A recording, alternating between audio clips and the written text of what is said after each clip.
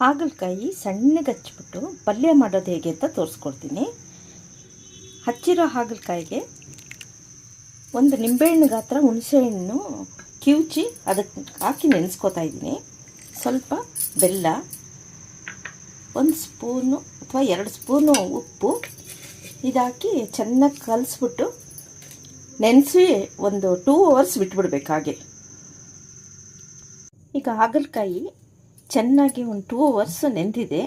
ಈಗ ಒಂದು ಬಾಣಲಿಗೆ ಎಣ್ಣೆ ಹಾಕ್ಕೊಂಡು ಸ್ವಲ್ಪ ಸಾಸಿವೆ, ಜಜ್ಜಿರೋ ಬೆಳ್ಳುಳ್ಳಿ, 1.5 ಗಡ್ಡೆಯಷ್ಟು ಬೆಳ್ಳುಳ್ಳಿ ತೊಗೋಬೇಕು, ಅದಕ್ಕೆ ಹಾಕ್ಕೋಬೇಕು. ಜಜ್ಜಿರೋ ಬೆಳ್ಳುಳ್ಳಿ ಹಾಕ್ಕೊಂಡು ಸ್ವಲ್ಪ ಹುರ್ಕೊಂಡು ಹಾಗಲಕಾಯಿ ನೆನೆಸಿರೋದಿದೆಯಲ್ಲ ಅದನ್ನು ಈ ಥರ ಗಟ್ಟಿಯಾಗಿ ಹಿಂಡಿ ಹಾಕ್ಕೋಬೇಕು. ಅದಕ್ಕೆ ಹಾಕಿ ಫ್ರೈ ಮಾಡಬೇಕು.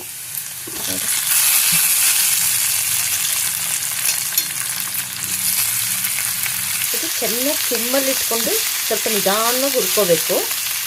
ಅಷ್ಟರಲ್ಲಿ ಮಿಕ್ಸಿ ಜಾರ್ಗೆ ಸ್ವಲ್ಪ ಒಣಕೊಬ್ಬರಿ, ಸ್ವಲ್ಪ ಹುರ್ಗಡ್ಲೆ,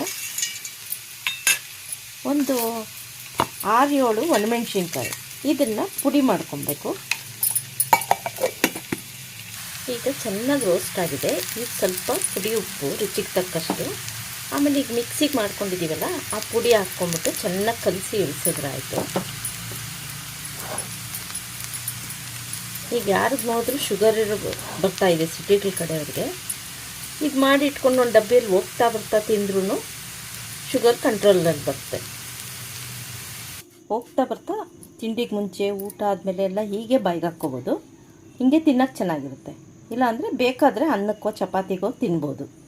ಒಂದು ಸಲ ಹೆಲ್ತಿಯಾಗಿರೋ ಹಾಗಲಕಾಯಿ ಪಲ್ಯ ಮಾಡಿ ಟೇಸ್ಟ್ ನೋಡಿ. ಕಾಮೆಂಟ್ ಸೆಕ್ಷನ್ಗೆ ಕಾಮೆಂಟ್ಸ್ ಹಾಕಿ.